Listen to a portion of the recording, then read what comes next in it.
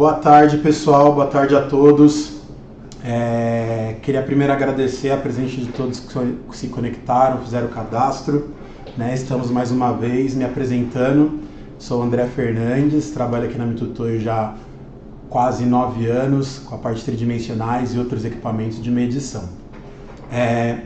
Hoje nós vamos estar fazendo essa pequena apresentação, esse webinar, falando um pouquinho do GDIT, desmistificando, tirando algumas dúvidas.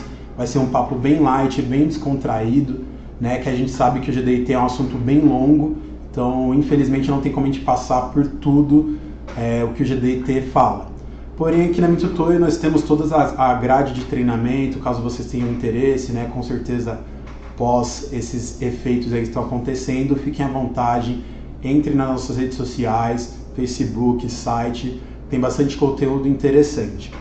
E no final do webinar também vou falar um pouquinho sobre os próximos eventos que vamos estar praticando, certo?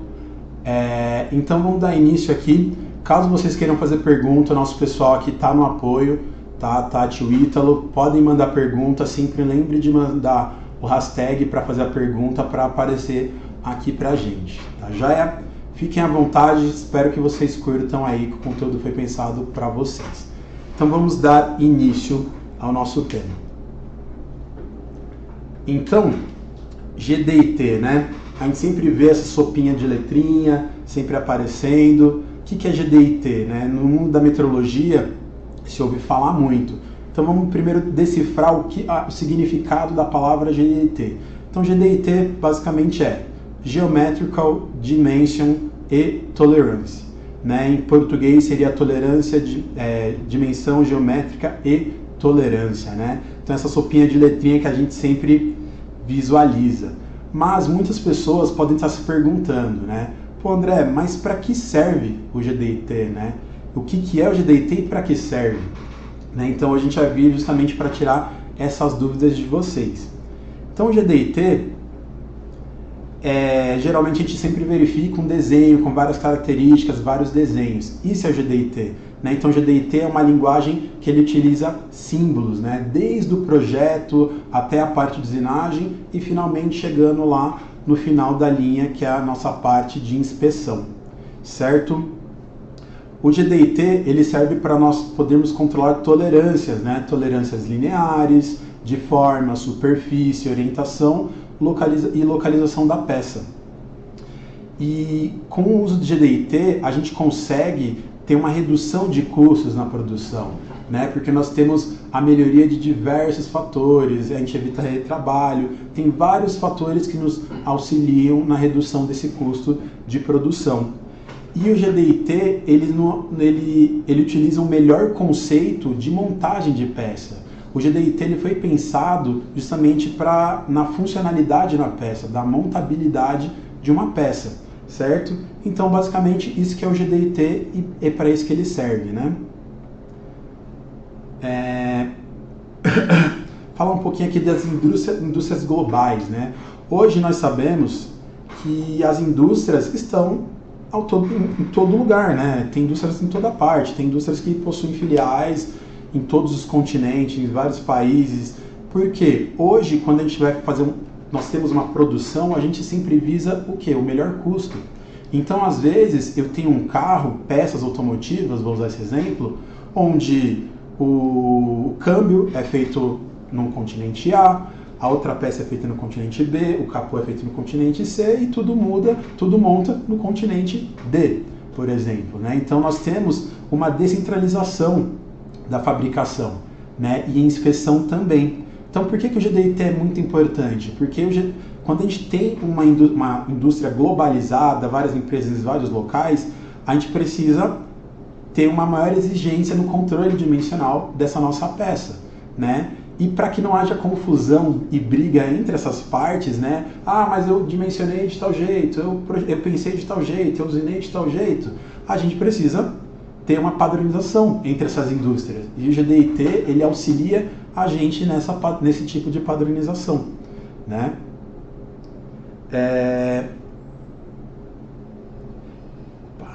Então aqui a gente não pode falar de GDIT sem falar dos tipos de sistemas de coordenadas, Antes do GDIT começar a ser estudado e aplicado, nós apenas utilizávamos o sistema cartesiano, que é esse sistema que vocês conseguem visualizar agora, que basicamente são medidas lineares, né? Então eu controlava as minhas peças, sempre com essas tolerâncias lineares. O que isso me trazia? Né? Isso me trazia, muitas vezes, aprovação de peças que não montavam. Porque, como eu disse anteriormente, o sistema cartesiano ele não pensa em montabilidade, ele não pensa na função da peça, certo? Então tinha uma redução do campo de tolerância, coisa que no sistema GDIT, já não acontecia, porque ele pensava sempre nas referências, né? Então você tem as referências, os dados, se meu furo abrir, eu tenho uma condição, eu tenho um bônus, onde isso pode me facilitar. Então o GDIT ele veio ajudar nesse sentido, né? E com o GDIT, então, em relação ao sistema de coordenadas cartesiano, a gente tem um ganho no campo de tolerância de 57%. Então, meu campo de tolerância é 57% maior em comparação a um sistema cartesiano. Então, se a gente pensar quantas peças antes do GDIT eram reprovadas por conta de não existir esse estudo de GDIT, certo? E para falar de GDIT, a gente não pode deixar de falar das normas que o regem, né? Hoje nós não temos uma norma... André, existe uma norma que é a máxima? Não existe. Hoje nós temos duas normas, inclusive no Brasil nós temos uma norma para GDIT, porém hoje se utilizam basicamente a norma ISO, que é uma norma europeia, que é a ISO 1101, né? A última versão dela é de 2017, mais conhecida como ISO GPS. E nós temos a ASME Y145, que a última edição dela foi de 2018, que teve algumas mudanças aí, não sei se todo mundo sabe, a gente vai conseguir verificar junto aí, né? Então, basicamente, são essas duas normas que nós temos.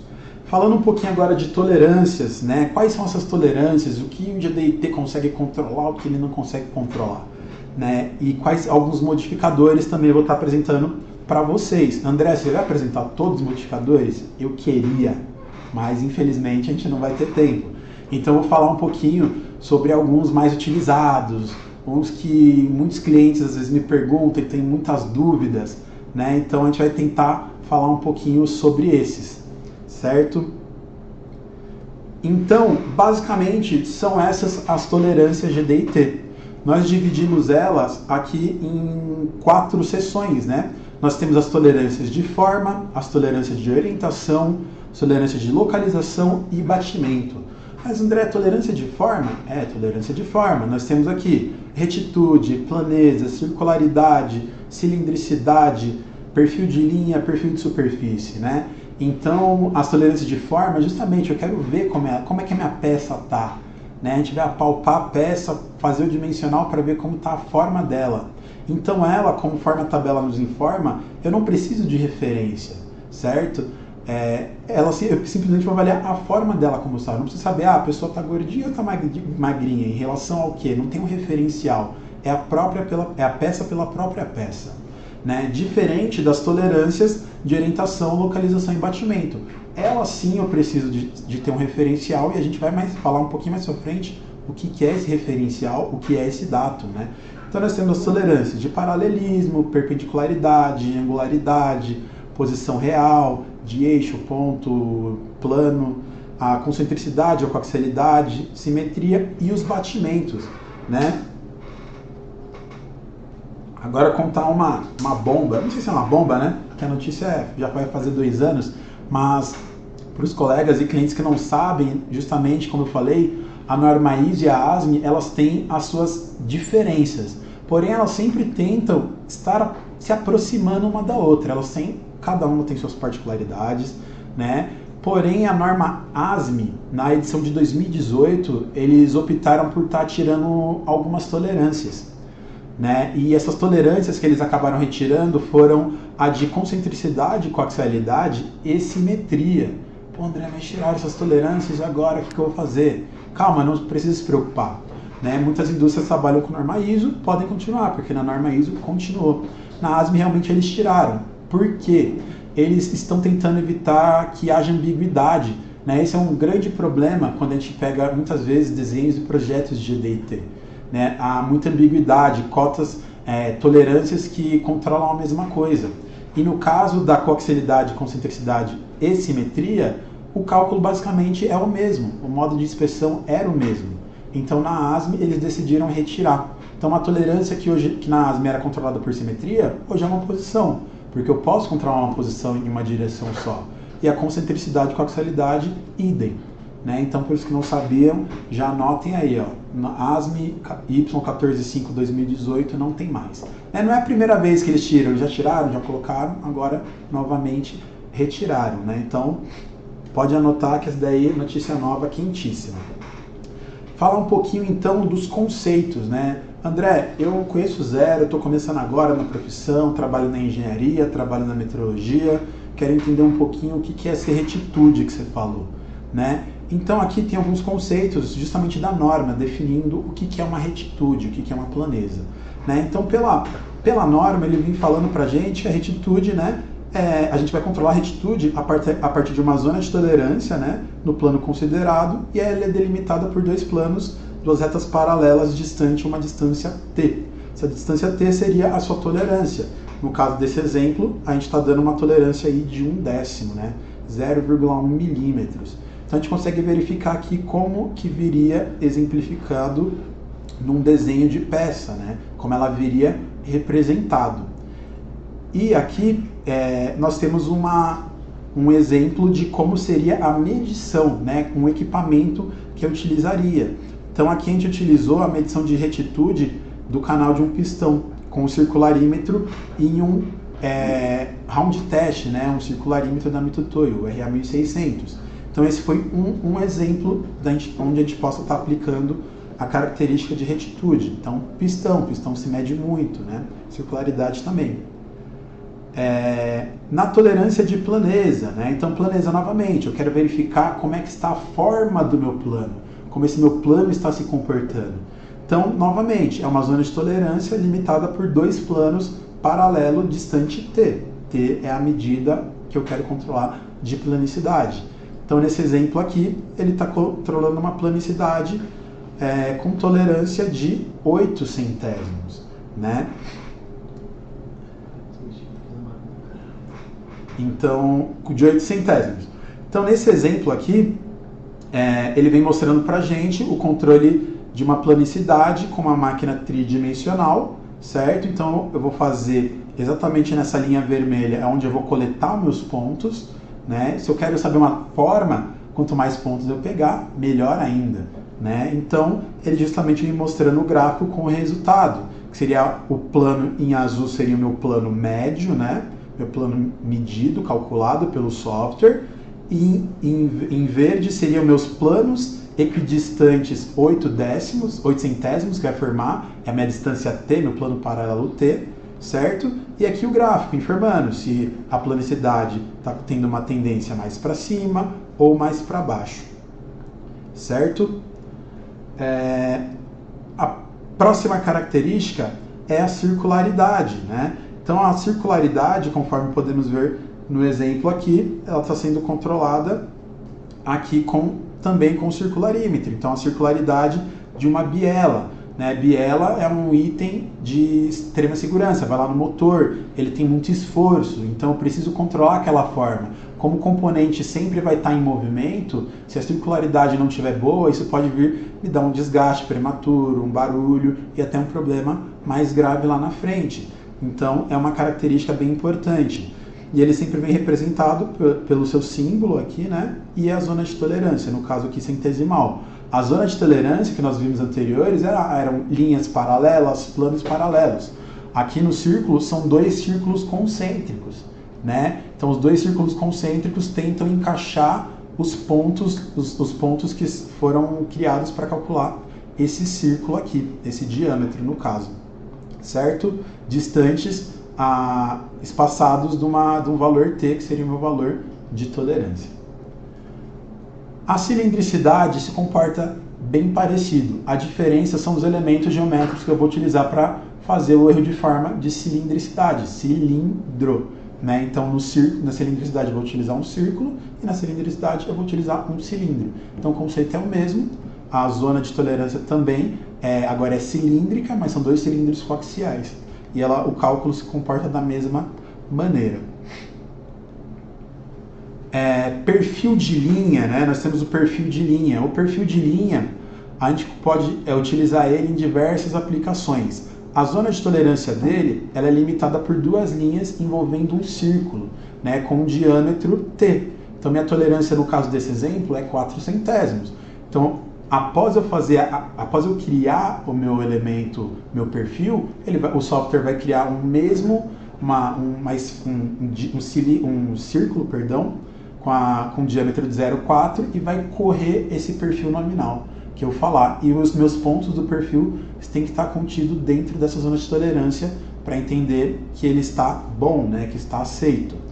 Segue exemplo aí na sequência, né? Então, nesse caso aqui, esse exemplo a gente usou para fazer uma medição também com a máquina tridimensional para examinar a espessura de parede, né, de um alojamento ali dessa peça. Então, a gente fez a medição aqui por arraste ou por toque, vai depender do seu equipamento.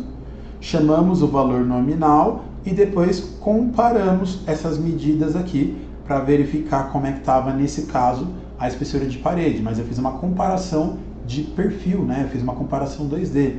Existem vários outros equipamentos que a gente também consegue fazer comparação de perfil, perfilômetros, né? Existem vários outros itens aí. Assim como uma tolerância de superfície, né? Muita gente trabalha com peças complexas, peças com superfícies de diversas maneiras, né? Então, o modo de eu controlar a superfície é um bom item para utilizar. Vou pegar aqui mais um exemplo, né, automotivo. Eu pego lá um capô.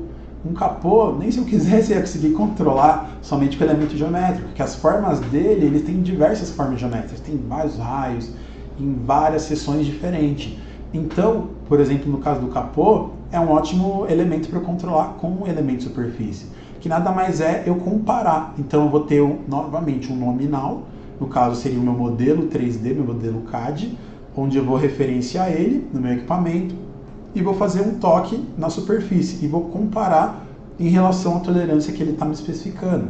Nesse caso, são 2 centésimos. Então, quando eu avalio uma superfície, eu vou criar uma esfera de 2 centésimos e ela vai percorrer vai criar essa esfera nominal em relação ao meu medido em relação ao meu nominal da peça, né? E duas particularidades que tem tanto na superfície quanto no perfil de linha, na norma ASME, que ela pode vir com esse modificador, que é o bola U, né? Que é um modificador que significa que a tolerância ela é desigual, né? Ela não tem o mesmo valor. Ah, André, a caixa de tolerância está me dando 2 centésimos. É para mais ou é para menos? Esse é um outro item de EDIT. É sempre a zona de tolerância. Quando eu falo da tolerância de EDIT, eu não estou falando se é para mais ou se é para menos, né?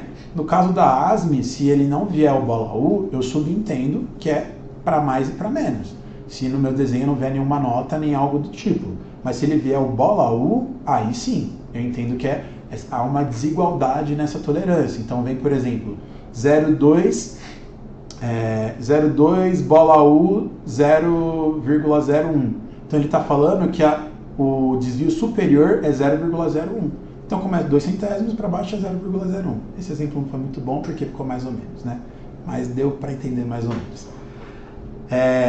Vamos aqui para o próximo exemplo, né? Então, esse é um exemplo de uma peça, por exemplo, que eu consigo estar controlando com o modo superfície, né? Com a característica de superfície. Então, eu fiz a medição no software, no caso aqui no CAT1000, com uma máquina tridimensional, toquei alguns pontos e eu comparei com o nominal. E ele nas bandeirinhas me mostra aqui quais foram os erros encontrados em relação a uma tolerância pré-determinada, certo? Paralelismo, né? Eu quero saber o quanto uma superfície está paralela à outra, né? Então, quando a gente começa a falar desses tipos de tolerância, a gente não pode deixar de falar de referência, porque eu quero saber, André, essa face está paralela em relação ao quê? Né? É isso que a gente vai entender um pouquinho melhor, o que é essa referência mais para frente. Mas ele vem explicando aqui também, o campo de tolerância seriam duas linhas, né? 2 planos paralelos sempre em relação ao nosso valor de tolerância. Perpendicularidade também é uma tolerância mega importante no GDIT. Quando a gente, novamente, pensa em montagem, eu quero montar esse cilindro escalonado, ele vai ter uma função lá na minha peça, onde eu vou estar colocando parafusos, alguns outros itens. Se esse meu cilindro, que ele está me pedindo, a cilindricidade não estiver dentro de uma tolerância de perpendicularidade, pode ser que não monte, pode ser que minha peça fique torta, né? Então a perpendicularidade a gente utiliza bastante nesses casos, né? A gente vai ver exemplos práticos um pouquinho mais para frente também. A angularidade. A angularidade é engraçado, tem muitas vezes, às vezes as pessoas perguntam, mas a angularidade a gente está controlando o ângulo? Não, né? Na angularidade a gente controla realmente a forma do elemento, da característica que o desenho solicita, né? Então nesse exemplo ele está pedindo, nós temos um furo, né? Nós temos um cilindro aqui na nossa peça, onde ele está pedindo, ele quer controlar a angularidade e a inclinação dele em relação, com uma tolerância de 8 centésimos, em relação à referência AB, que são esses dois elementos. Sempre na angularidade ele vai me dar quanto que a referência, o ângulo referente ao datum, a referência. Ou seja, aqui eu não estou calculando saber se está 60 graus ou não. Eu estou utilizando a minha referência, dando um offset dele de 60 graus, ele vai me criar dois planos paralelos ao meu elemento e vai verificar a forma desse meu elemento aqui. Então aqui eu não estou controlando o ângulo, eu estou controlando a forma, certo? Em relação à minha referência, no caso AB. Então, sempre que você calcular uma angularidade, o seu software nunca vai te retornar em graus, ele vai sempre te retornar em milímetros, porque é uma forma, certo? Então vamos ficar atento aí a esses itens. Posição, né? Posição a mais temida. Provavelmente no mundo industrial é uma das posições mais utilizadas, né? Porque a gente está falando de montagem, a gente não pode falar de montagem sem utilizar a tolerância de posição, certo? Então é pela tolerância de posição, por exemplo, que eu vou verificar se meus furos vão acoplar na peça A ou na peça B, se meu conjunto, que é a peça ABC, se eles vão estar corretamente acoplados, certo? Então aqui na tolerância de posição, ele justamente nos demonstra. Posição tem vários tipos de posição. Eu tenho posição, aqui nós chamamos de posição real, né? Posição de ponto, de eixo, de plano, vai depender muito da característica.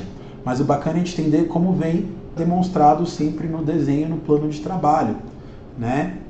Então aqui ele me mostra uma posição. Nesse caso, a tolerância que ele me pede é uma tolerância esférica, por isso que tem esse S. E o campo de tolerância é diametral, né? Então ele pede uma tolerância esférica, porque nós estamos falando dos três eixos, né? X, Y, Z, no diâmetro de 3 décimos, em relação às características, às referências A, B e C.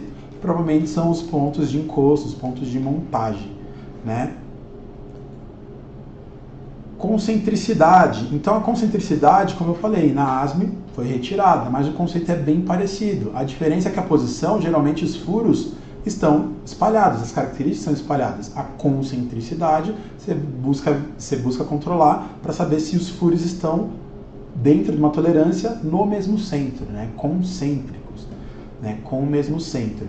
Então esse exemplinho que ele dá para a gente, então ele quer saber aqui se o círculo menor está concêntrico com o círculo maior, que ele chama de referência A, datum A, né? Então basicamente o cálculo é o mesmo da posição. A gente vai pegar a variação que houve em x elevado ao quadrado, mais a variação que houve em y elevado ao quadrado, extrai a raiz e multiplico por 2. Esse vai ser meu erro de concentricidade que ele vai me dar. A coaxialidade é exatamente a mesma coisa, eu só vou mudar o meu elemento de referência, que agora ao invés de ser um círculo, um ponto, uma esfera, vai ser um eixo, né? Um cilindro, um cone, uma linha, né? O que vai mudar é o elemento de analisado. Simetria é bem parecido, porém agora eu estou querendo saber somente em uma direção, né? Então nesse exemplo aqui, ele me dá essa peça, ele quer saber a simetria deste canal, ou seja, eu tenho que saber o elemento simétrico entre esses dois. Então aqui já vai ter um cálculo, eu não consigo tirar a dimensão direto. Então eu tenho que fazer a simetria, medir os dois elementos, fazer a simetria, para eu ter o elemento avaliado. Depois disso, ele quer saber se essa simetria está correspondendo ao datum A, que é a largura, maior largura da minha peça. Então, novamente, para eu ter a referência, eu tenho que fazer a simetria desses dois elementos. E aí sim eu vou saber se esse elemento está dentro do campo de tolerância de 8 centésimos, dois planos paralelos, em relação à minha referência, que seria o centro da peça. E o batimento, né? O batimento, quem já começou lá atrás, conhece um pouco de usinagem, já usinou peça em torno mecânico, né? Sempre verifica lá, a gente fazia o alinhamento da peça, deixava a peça zerada, né? Prendia no torno e vinha com o relógio comparador, girava, né? A gente buscava ali ter o menor erro para a peça não ter até soltar ou ter uma usinagem, fazer uma má usinagem, né? Uma má preset da peça ali na máquina de usinagem. Então, o batimento a gente consegue medir de várias maneiras, com relógio, com instrumento, máquina tridimensional, com o próprio circularímetro, né? Então, justamente ele quer saber, mas só que, André, você está falando que você está girando a peça com relógio, isso daí não é circularidade? Não, circularidade, a gente está pegando apenas o erro de forma. O batimento não. Além do erro de forma, eu consigo pegar a diferença entre centers, né? Então, por isso que a gente sempre fala, né, quando a gente está trabalhando tridimensional, outro item, tem que estar bem alinhadinho, você tem que tocar bastante pontos, que é uma tolerância que ela agrega, ela tem vários erros. Então, quando a gente está fazendo o dimensional dela, a gente sempre tem que procurar tirar os erros, né? Se somar mais erro ali na tolerância, dependendo como que for, dependendo a minha incerteza no equipamento, eu já vou estar estragando a minha tolerância, né? Então, a gente viu aqui algumas caixas, algumas referências, mas vamos entender melhor. Eu nem me ativo muito a querer explicar como que é a caixa. Era mais para a gente fazer um overview, ver mais ou menos como que funciona, como que trabalha a zona de tolerância de cada característica GDIT, né? Então, a primeira coisa que a gente tem que ver são os dados, é referência, né? A gente falou de muita tolerância que tinha referência, é paralelo em relação a quê, é perpendicular em relação ao quê, né? Então aqui nós temos na norma GDIT as referências que nós chamamos de datum, né? O datum, ele sempre vai vir representado dessa maneira aqui, né? Então é um quadrado que vai vir com uma letra, não tem uma restrição necessariamente de tipo de letra. Esse quadrado sempre vai estar acompanhado de uma linha e um triângulo, né? Um triângulo que pode estar preenchido preto ou não, um triângulo de 60 graus. Né? Então ele sempre vai estar representando, indicando no desenho, no seu projeto, no seu modelo 3D, onde é a referência da peça. Né? Então aqui está nesse plano, aqui está nessa cota, né? Aqui está também indicando que está nesta face aqui está numa cota de um diâmetro, pode estar em qualquer elemento. Né? Quem vai definir isso é o pessoal lá do projeto, que já estudou, já verificou qual que seria uma referência, a melhor referência, o melhor local, né? Porque provavelmente ele vai ser muito importante, novamente, para a função da nossa peça, né? Aqui, falar um pouquinho dos modificadores, né? Como eu falei, tem uma lista vasta de modificadores. O P, que é projetado, o U, que a gente já citou um pouquinho ali atrás, temos vários.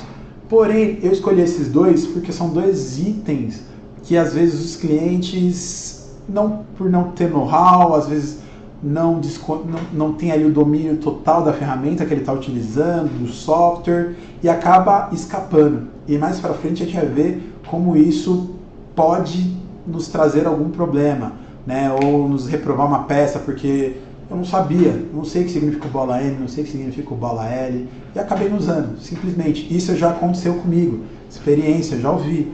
Mas por que você não está usando bola M? Eu não sei o que é, e eu não usei. Né? Então acontece isso, a gente vai ver alguns casos aí curiosos, né? Então o bola M, ele está presente nas duas normas, né? É um modificador que significa o bola M é a condição máxima de material e o bola L é a condição de mínimo material, né? Eu trouxe dois exemplos bem simples aqui para explicar. Então aqui eu tenho um diâmetro externo e um diâmetro interno, Então, André, vi o bola M lá no meu diâmetro externo, que significa condição de máximo material. Quando é que um pino tem máximo material? Quando ele está mais pesado, ou seja, quando ele está com o diâmetro maior. Então eu tenho uma tolerância nesse diâmetro de 12 mais ou menos 1. Se eu quero a máxima condição dele, é quando ele está com o meu diâmetro maior, ou seja, quando ele está com 12,1. Ah, e se fosse a mínima? É só inverter o pensamento. Então, mínima condição, quando ele está com o mínimo material, está mais leve. Então vai ser meu 11,9, certo? Mesma coisa para o furo. André, minha máxima condição de material bola M do meu furo. Quando o meu furo tem mais material? Quando ele está mais pesado, quando o diâmetro dele está menor. Né? Então seria meu 7,9 e a minha mínima condição quando ele está maior. Ah, André, mas como é que isso é aplicado na minha peça? Quais são os casos? Tem que ver caso a caso, como eu disse. O bola M, o bola L, qualquer modificador, qualquer datum, sempre vai ser pensado lá atrás. Né? Se a gente está falando aqui de metrologia, da qualidade, quando chegou aqui, ele já foi pensado por diversas maneiras. A gente vai ver alguns exemplos de montagem. Vou montar um furo, mas nesse furo vai ter um pino que vai montar. Se esse furo abrir, meu pino pode diminuir. Tem várias questões ali que o bola N é importante, ou bola L, ou outro modificador de material também. Tem um outro item que é bem interessante, não é um modificador, é uma condição, na verdade, né? Que seria o requisito, né, o critério de envelope, né, que a norma ISO e a norma ASME, elas não interpretam diferente, mas elas têm maneiras diferentes de expor esse item, né? A gente fala do bola E, a gente só vai ver bola E na norma ISO. Na ASME não existe bola E. Na verdade, não é que não existe bola E, o símbolo não existe, mas o conceito existe. Na norma ASME, o bola E sempre existe. Para qualquer coisa que você for medir de tamanho, sempre você vai ter que aplicar o critério de envelope. Né? Então, só para a gente entender um pouquinho. Então, mas novamente, eu tenho esse pino, 30 mais ou menos 0,5, né? Na norma ISO, sem ter o bola E, o que ele entende? Ele atende sempre ao critério de independência. Lá quando a gente vai estudar os conceitos, ele sempre atende ao critério de independência. Ou seja, se não vier outra tolerância que venha falando algo diferente, as minhas medições, estando ao longo da peça atendendo, ele entende que está atendendo ao critério de dependência, então essa peça estaria boa, certo? Já na ASME não. Na ASME ele sempre entende que a gente tem que usar o critério de envelope, que seria o quê? A gente acabou de ver máxima condição do material. O critério de envelope, para ele atender, ele tem que estar atendendo duas demandas. Uma do envelope, né? No caso do pino, o envelope, o seu diâmetro da sua peça tem que estar contido no envelope, que é a máxima condição do seu material, ou seja, que nem a gente mostra aqui, é o 30,5. Então, o meu diâmetro que eu medi tem que estar menor do que 30,5, para ele atender ao envelope de máximo material. Isso é uma condição. A outra condição é as minhas medições locais estarem maior que a mínima condição, que no caso seria 29,95. Então, na ASME, ele sempre vai entender as medições que você fizer de círculo, de cilindro, dessa maneira. Você tem que estar atendendo sempre esses dois critérios. A ISO, se tiver o bola E, ele pensa assim. Se não tiver, ele só tem que respeitar aqui as dimensões locais. Então, olha que interessante, né? Por que a ASME ela utiliza? Porque justamente eles pensam no seguinte questão. Se eu meço aqui somente localmente, a minha peça pode ter um erro. Por exemplo, ela pode estar em formato de arco, pode ter um formato de barril, que dependendo desse erro, a minha peça localmente pode estar boa. Porém, quando eu for lá montar, ela pode ter algum problema, certo? Imagina se esse erro aqui tivesse maior, mas localmente ele tivesse bom. Então eu ia provar um item que talvez lá na frente não montasse, certo?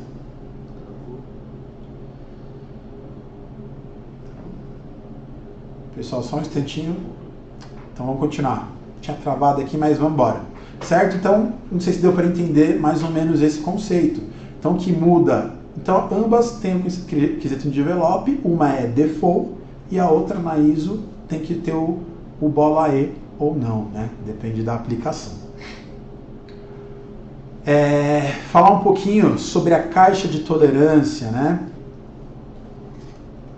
Então lá atrás a gente basicamente só explicou como que funcionam as tolerâncias, mas como que eu interpreto? Às vezes eu pego um desenho com milhões de vistas, milhões de tolerância, como que eu consigo interpretar? Uma Bíblia, é como se fosse uma Bíblia, né? Tem que saber interpretar a característica. Às vezes, no começo, você está início de carreira, não conhece muito bem GDT, ainda não fez o curso, você não vai conseguir explicar, isso dessa tolerância serve para isso, mas no mínimo conseguir entender, ver a mensagem, aqui a gente consegue. Então lá atrás a gente viu tolerância de retitude. Então aqui na caixinha ela fala com a gente. A caixinha ela é muito didática. Então ela vem falando sempre aqui. Primeiro, qual a tolerância que ele quer. No caso aqui é uma retitude. Depois ele vem falar qual que é o valor do campo de tolerância. No caso aqui é 1/10. Então ele quer, vamos imaginar que eu transfira essa tolerância de retitude aqui para baixo, nesse meu cilindro aqui, com um diâmetro só. Então ele está falando, eu quero saber a retitude desse cara, em relação a 1/10. Então eu vou levar lá no meu equipamento, por exemplo, na minha tridimensional. Mas André, existe retitude no eixo? Existe, com certeza. Como que eu faria? Eu teria que fatiar em várias seções, medir seções circulares, e depois eu conecto um elemento linha aqui. E ele vai, a partir dos centros desse elemento, ele vai me definir uma retitude, E eu tenho que verificar se essa minha retitude está respeitando a tolerância, no caso aqui, de 1/10 que ele me solicitou. Nossa, mas isso existe? Existe, é muito comum. Vamos aqui, então isso aqui é fácil, Vamos aqui para uma um pouquinho mais complexa. Paralelismo, que a gente viu lá atrás. Então ele pede paralelismo de quem? Ele pode pedir um paralelismo, por exemplo, nesse meu cilindro aqui do meio, que é um cilindro escalonado. Paralelismo desse elemento, então sempre vai ter uma seta, segue a seta. Não é GPS, mas segue a seta.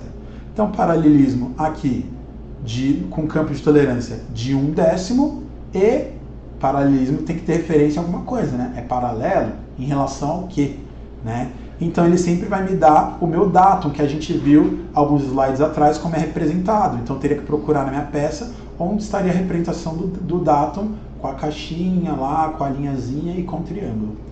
E tem mais complexas. Então vamos pegar essa daqui da posição, Posição, o modificador, a tolerância aqui no caso é esférica, então vem expresso o S.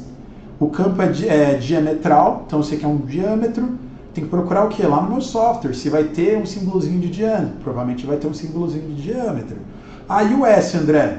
Se eu estiver fazendo uma tridimensional, provavelmente é a projeção do plano. Então quando eu não tenho S, eu estou trabalhando, por exemplo, no plano XY, se tiver a esfera, eu vou estar trabalhando no XYZ. Em algum lugar no meu software, eu vou ter um local para estar clicando nessa opção para ele calcular de maneira tridimensional e não bidimensional, certo?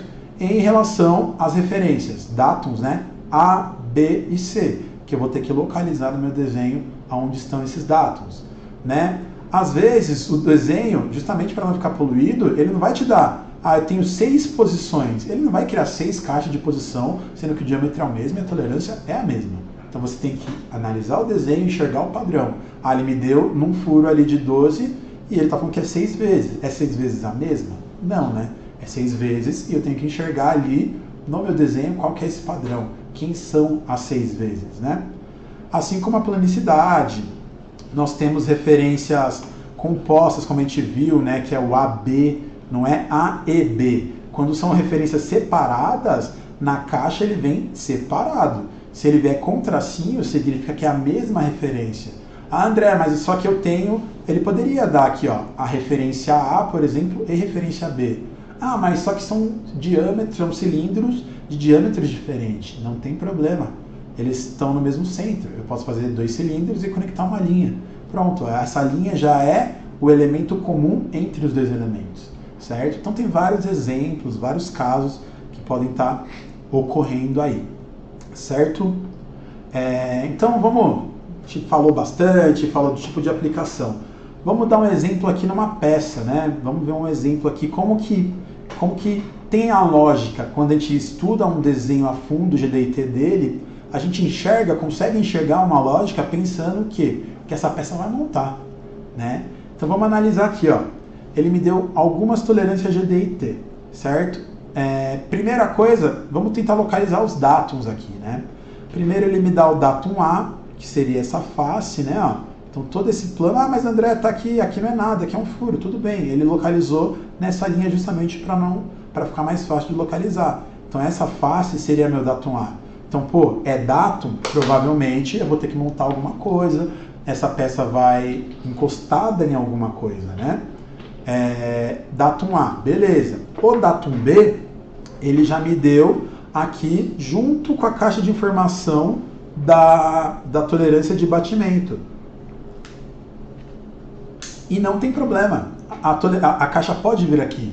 Eu tenho duas características, uma que é controlar o batimento e outra que ela é um datum. Então esse elemento que eu peço batimento, no caso o diâmetro 20, ele também é um datum, no caso o datum B.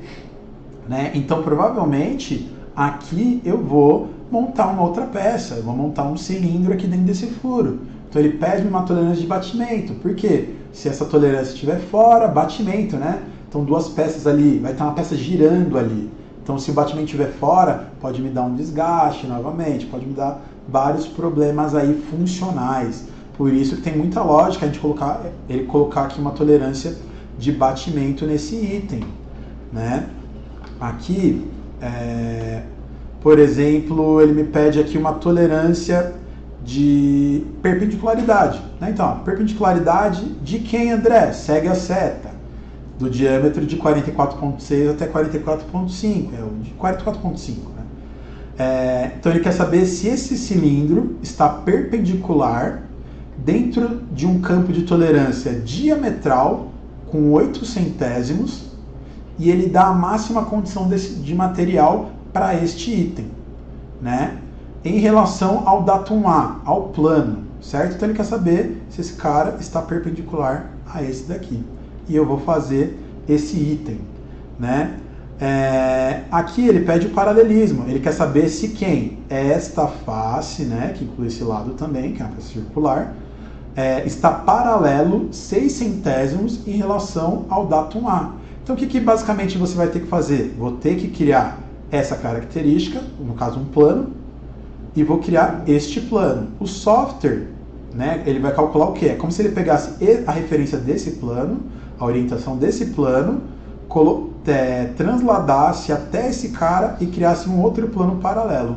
O que a minha superfície avaliada variar dentro de 6 centésimos, se estiver dentro do campo de tolerância, eu entendo que é uma tolerância que está aceita, né? Então tem vários detalhezinhos aqui.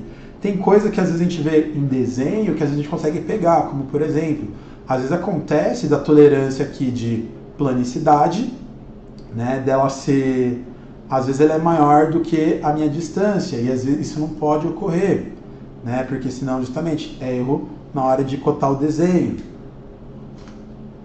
E vamos dar esse exemplo aqui, esse exemplo é sensacional, né? Como eu falei, às vezes a pessoa não sabe o que é o bola M, então ela simplesmente não usa o bola M, né? Então vamos pegar aqui esse exemplo, ele pede a posição desses 8 furos, né? Porque ele me fala aqui, ó, 8 vezes, ele não tolerou 8 vezes, não criou 8 caixas, não poluiu o desenho, fez corretamente. Ele fala que o diâmetro nominal seria 8, né? Porque é de 7,9 a 8,1. E ele fala que essa tolerância é diametral, então tem um diâmetro onde o meu furo pode estar transladando até no máximo aí 0,14 milímetros. E ele dá a condição de máximo material nesse furo.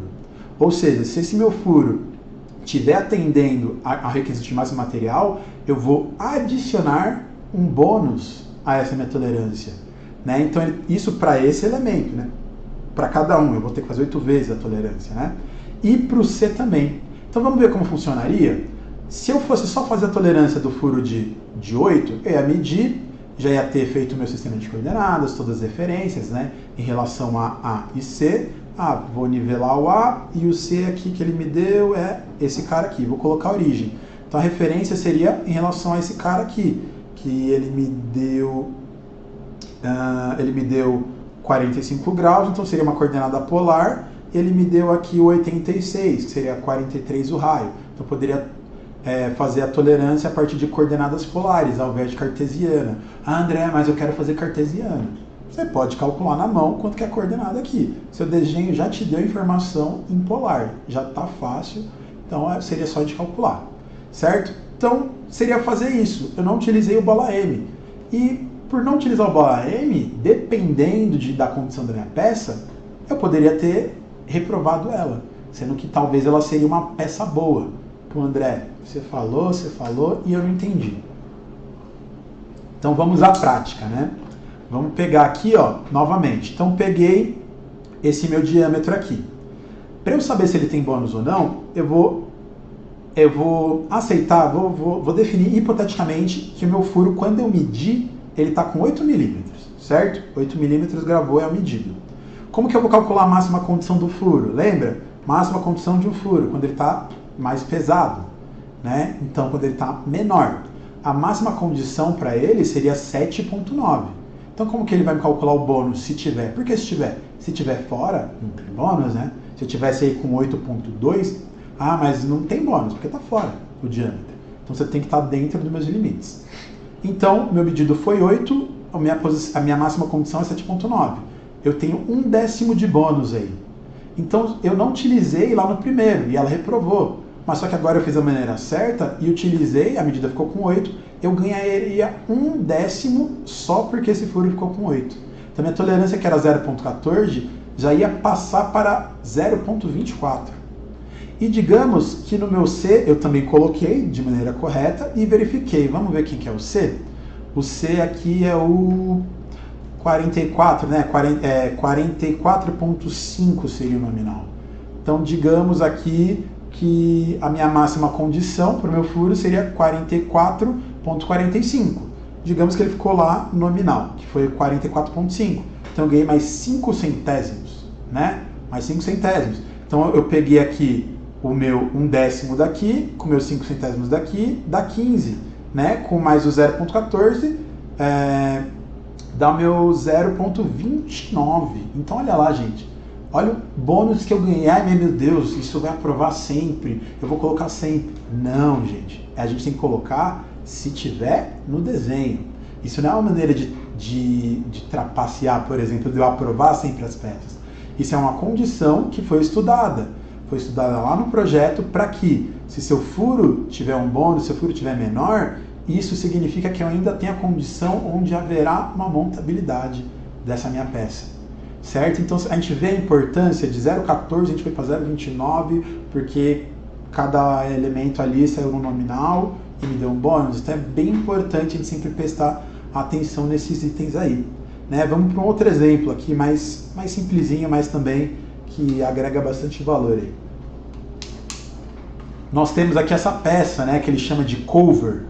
Né? Então o cover ele me dá algumas tolerâncias. E vamos analisar bastante aqui os datums, né? Como a gente vê que os datums são importantes para a montagem. Né? Então ele me dá o datum A, que é essa face, o datum B, que é esse cilindro, e o datum C, que é esse rasgo de chaveta. Vamos ver aqui quando ele monta, né? Quando ele monta, o datum A vai encostar nessa minha face. Então ele colocou uma tolerância de planicidade. Pô, faz muito sentido. Se eu tiver uma planicidade muito alta em relação à característica que essa peça vai fazer quando montar ali, pode me dar algum problema, pode ficar torto, algo assim do tipo. E outro item que vai ser montado ali, vai ser acoplado, é o datum B, que ele pede uma tolerância de perpendicularidade. Então, se esse cara não tiver perpendicular dentro da zona de tolerância, que no caso aqui foi 0. Então, nesse caso aqui, acontece, né? Tem um desenho que ele só vai ter tolerância se o elemento estiver na máxima condição de material. Né? Então, se ele não tiver o bônus da máxima condição, ele não tem tolerância, é 0. É a condição 0 para dar montagem. Certo? Em relação a A. Então, se esse cara aqui estiver totalmente torto, mesma coisa, eu não vou conseguir montar. Vai dar algum problema aqui na hora da montagem. E o C? O C também é a chaveta, ele controla a posição da chaveta, os modificadores, que quando eu vou ver aqui no meu conjunto, o C ele monta aqui, depois que ele acoplar o cover no body, ele vai colocar o key. Então, se ele estiver torto, fora de posição, o que não vai encaixar. Eu vou ter que retrabalhar ou a chaveta, ou vou ter que retrabalhar o que, de alguma maneira. Vou ter que abrir um oblongo, vou ter que fazer alguma coisa. Né? Retrabalho significa gasto, e gasto é uma coisa que a gente não quer.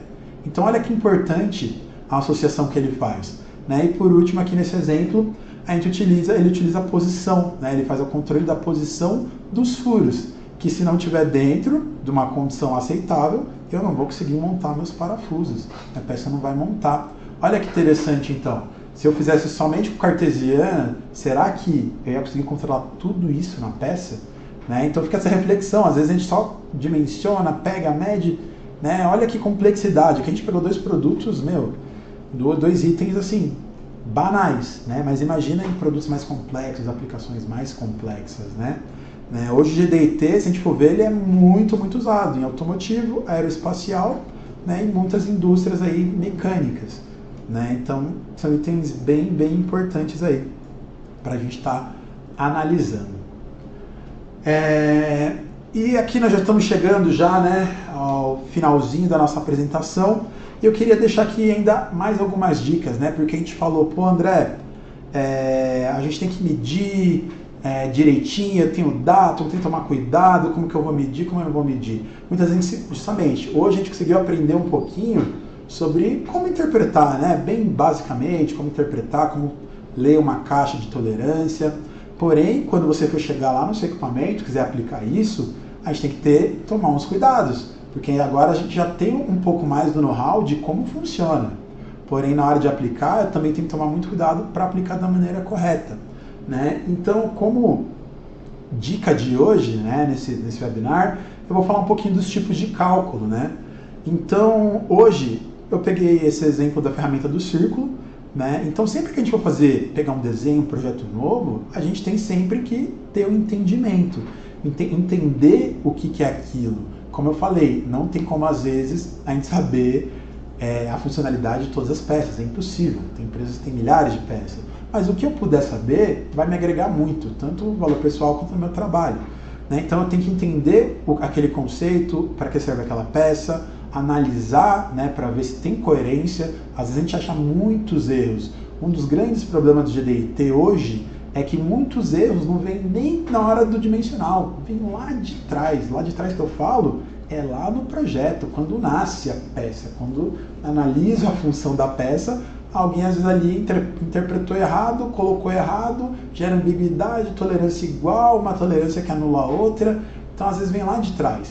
E às vezes a gente consegue enxergar também e ajudar, né? Sempre melhoria, sempre bem-vinda, sugestões é sempre bem-vinda, né? Então a gente faz essa análise e depois de analisar tudo isso, a gente realmente vem e faz a aplicação, né? Então falar aqui um pouquinho, muitas vezes são itens que a gente não olha, né? A gente pega uma ferramenta, vamos medir um círculo, mede pela média, média, sempre vai medir pela média. E eu esqueço que existem outras funções que não deixam de ser importantes, né? Então a gente tem a média, tem o mínimo circunscrito, o máximo inscrito e zona mínima. Pô, André, mas que é isso? Beleza, que você falou aí e tal, que parada é essa? Então aqui eu trouxe alguns exemplos, né, de como funciona cada cálculo, né? Então um furo, aqui eu posso calcular ele pela média. Porém, lembra que a gente falou lá, o requisito de envelope, eu preciso fazer na máxima condição do material, etc e tal. Porém, vocês concordam comigo? Nenhum elemento, para nada, vou fazer um datum, nada monta pela média. Eu nunca vou conseguir montar nada pela média. Se eu for montar, eu vou montar pelos pontos, no caso de um cilindro, pelo máximo, do furo, do mínimo. É um datum, vai acoplar uma peça, é pelo máximo, não é pela média, certo? Então sempre atentem-se a isso, tentem usar, né, os elementos corretos. Vou fazer um erro de forma, eu posso usar o Chebyshev, que é a zona mínima, né? Ele vai sempre me reportar um resultado melhor. Tem o máximo inscrito, o mínimo circunscrito. Aqui eu trouxe alguns exemplos, né, de medições com os 4 métodos, média, mínimo, máximo e zona mínima. A gente pode ver aqui que há uma pequena diferença entre eles, mas como a gente sempre está pensando em melhorar, eu sempre vou querer usar o melhor método, certo? Então aqui eu consigo verificar, até pedir um gráfico de circularidade, né? Ó. Então, na média, o resultado deu 83,8345 e a cilindricidade ali 7,4 milésimos.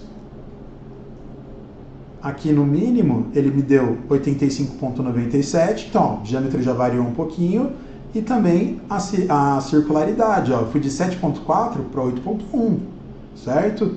E pode ver a disposição também diferente dos pontos.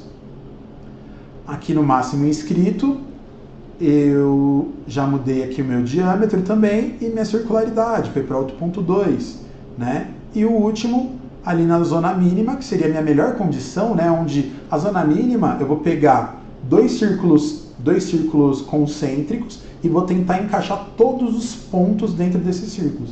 Por isso que seria o melhor resultado dentro do menor raio, né? Dos círculos, por isso seria o meu melhor cálculo para erros de forma em geral, círculo, plano, linha, certo? Então, galera, fazendo um resumão, né, das vantagens do GDIT. Então, a gente já viu que nós temos a melhoria na produtividade, qualidade, né, com certeza. Nós temos a diminuição dos custos de produção, retrabalho, vários itens que nós conseguimos melhorar. O GDIT, como nós vimos, ele leva em consideração a montagem da peça, que é muito importante, né, em relação ao sistema cartesiano. E a gente não tem mais aquelas peças boas que não montam e nem peças ruins que montam, né? Novamente a gente retorna ao custo, produtividade, hoje se fala muito sobre isso, Smart Factory, né? Então, esse seria o recado que eu queria deixar para vocês hoje. Espero que vocês tenham curtido esse webinar e outros webinars que nós já fizemos. Eles estão lá já na nossa plataforma. André, não entendi, eu quero visualizar de novo, assistir mais tarde, mostrar, mandar para um colega. Gente, fiquem à vontade. Esse trabalho que a gente faz justamente para vocês, para enriquecer o conhecimento de vocês, né? Então aqui tem alguns que nós já fizemos nas semanas passada e retrasada. São assuntos também bem interessantes. Se puderem, entrem, acessem e mandem, compartilhem para muitas pessoas. E semana que vem nós vamos ter também, né, meu colega Rafael Spassini, continuando com esse circuito de webinar, né, vai falar sobre um produto bem bacana, que é a nossa nova máquina tridimensional, que é a MyStar 555, um equipamento voltado para chão de fábrica, Smart Factory, conectividade, tudo isso, gente, que é o assunto do momento, né? Então, queria agradecer novamente, imensamente, a presença de todos, a colaboração. Nós vamos continuar aqui um pouco depois no chat, tá? Caso tenham dúvida, fiquem à vontade, entrem em contato comigo, e-mail, telefone, e no demais é isso. Agradeço bastante e até a próxima, pessoal.